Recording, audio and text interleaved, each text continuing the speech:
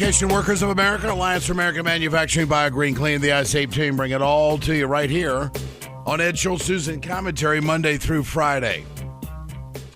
There's a lot of stuff in the news that does not get covered. And everything that's in the news, this is just me personally talking now, I relate to the campaign. That's right. Now, when I see a news story, I say, okay, the guy that I'm supporting, what would he do? The person I'm supporting, what would she do? Whatever, okay? That's how I view things. Because decisions are big, right?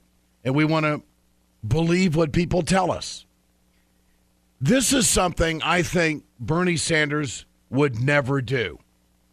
Now, granted, the Obama administration has made some real good strides when it comes to wind and solar, okay? Now, the country's moved forward in that direction. Could do more, but we have moved forward. And there's no doubt that the president has gone forward and gone after the coal industry and making sure that we have cleaner coal. There's no such thing as clean coal. But then there's this story that President Obama, the Obama administration, recently gave the approval for Shell Oil to drill off the coast of Alaska. Now, this is, I find astonishing, and some of the environmental groups are all over it. 350.org, they put out a statement saying that Arctic drilling is so blatantly out of line with the president's stated goals that the only possible explanation seems to be that they truly don't understand the issue or that the White House is somehow convinced that the project won't go forward. League of Conservation Voters had this to say: his decision to allow drilling in the Arctic is at odds with everything else he's done. I don't believe that the guy that I'm supporting and believe in and who I think should be the next president of the United States would pull a stunt like this. And that's exactly what this is. Fox News hasn't covered this. The mainstream media hasn't covered this.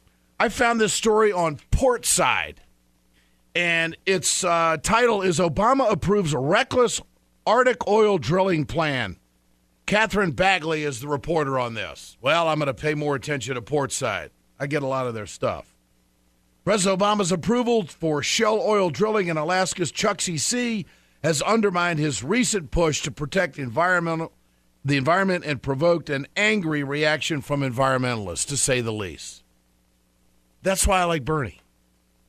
I believe that if Bernie were in charge, he'd do everything in his power to break up the big banks on Wall Street. I believe that he would do everything in his power to make sure that college is free at state universities, college tuition. I believe that he would do everything he possibly can to address institutional racism in this country. I believe that he would go after the corporations who park their money offshore and rob our treasury of taxes. And so that's where I'm at.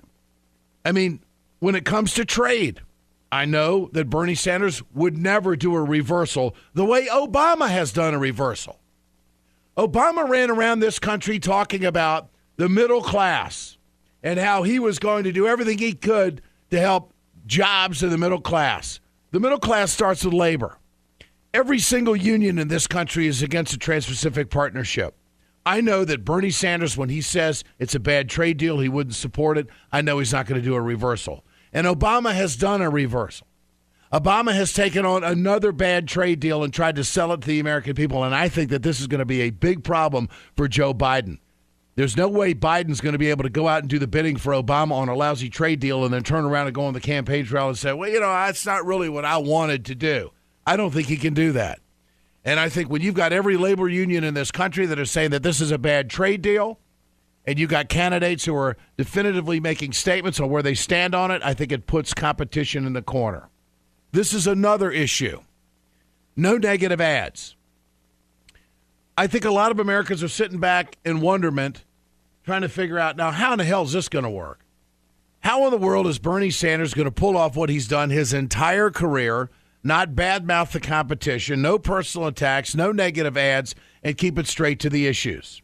The polls so far early on have been good to Bernie Sanders, but there are some suggestions that maybe his campaign has peaked, that there's still this margin that the Clinton camp has on the Sanders camp. And I want some take on that, so we're going to go to Tad Devine, who is one of the political directors for Bernie Sanders. Tad, good to have you with us on Ed Schultz News and Commentary. Thank you, Ed. Great to be with you. Bernie is who he is. Is that a good definition? I mean, he's not a flip-flopper in any way. This is who the guy is. That's for sure.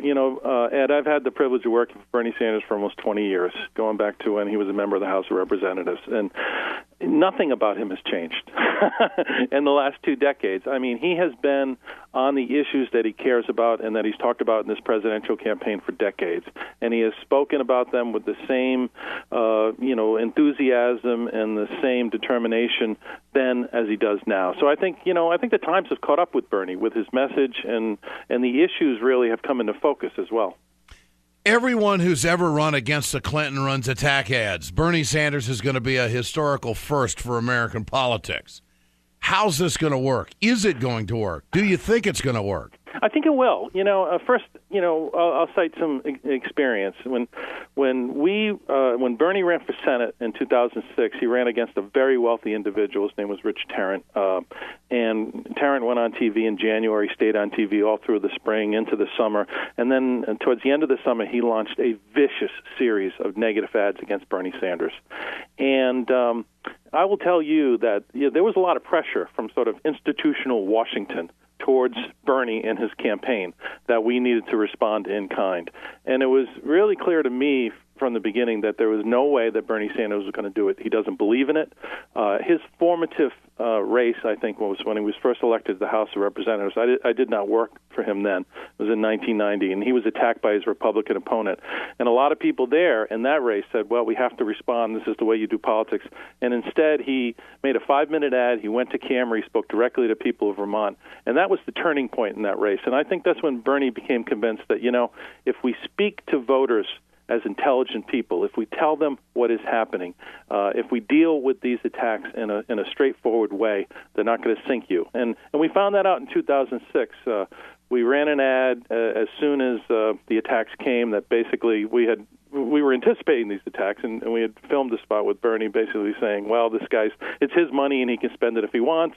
I want you to know the truth. Go to my website. We then ran an ad which explained that Bernie Sanders, in fact, was not for terrorists and child molesters and murderers and everybody else that his opponent was accusing him of being for. And then the next ad we ran was an ad with Willie Nelson on a family farm that talked about how Bernie Sanders was working to save family farms, and we never looked back at the guy. And I think people in Vermont, sure, they know Bernie well, but I believe beginning in Iowa and New Hampshire, and that's where this process begins. It begins in Iowa and New Hampshire. I've done a lot of races in Iowa and New Hampshire as well. And I will tell you, the voters in those states, if you're going to launch a vicious negative campaign against an opponent, you're taking a great risk in both of those places. And if it's going to start there, I think we'll deal with it the way we did in the Senate race. We will reassure people that the attacks against him are not true, and he will continue to talk about the issues that people care about and not the attacks that they want to get rid of. This is what he's doing on the stump. This is from Salem, New Hampshire, this past weekend, and he leaves the door of hope open. This is what I find interesting. Go ahead. If you think about it, it is very likely that our country today, if you throw in climate change as well, probably faces more serious crises than at any time since the Great Depression. That's the bad news. The good news is that these crises have been caused by human decisions. We can transform America by making better decisions. Now, 3 big issues here, Tad. Number 1, trade. Number 2, Wall Street. And number 3, climate change. I know where Bernie stands on all 3 of these, and these are the things that he's talking about on the stump. Do people grasp this? I mean, is this the gravitator, so to speak, to his campaign? I think it is, Ed. Listen, one of the reasons I think Bernie is succeeding, and I don't buy into this, sort of groupthink that's coming out, a lot of the number crunchers right now that, he's peaking out. There's no more room for him. I think there's a lot of room for him because what Bernie has done is I think he has diagnosed the problem successfully. He understands that the middle class of America is being destroyed by a set of economic policies that sends practically every shred of wealth to the top, to the very top of this society. Yeah. And if we don't do something about it, there's not going to be a middle class anymore. And I think the fact that he understands that and that he can explain that to people in language they understand, and also that he's willing to take on huge problems, like the fact that climate change is real, it's made by man, it needs to be dealt with immediately, like the fact that the Citizens United case has opened the floodgates to the special interests taking over the government. He's talking about the big issues that people care about. People understand these issues are affecting their lives. They want action on them immediately, and they see someone who understands these problems and also understands that the problems that we face in this country today are real, but they are solvable problems if they have the right leadership and the right policies. What is the official statement from the Sanders campaign about the ordeal that Hillary Clinton is going through with her email server when she was Secretary of State using a private email? I mean, obviously you're getting hit with this on the campaign trail. Yep. What is the official statement of the campaign on this issue? I think the official statement is that there's an investigation of this going on right now. It should occur. It's appropriate. The chips should fall where they may. And the one thing we're not going to do is to try to politicize an investigation by the FBI or some other authority. Okay, let's get to the facts. Let's put the facts out, and let's talk about the real issues and not, these political issues. Mm-hmm. Tad Devine, great to have you with us.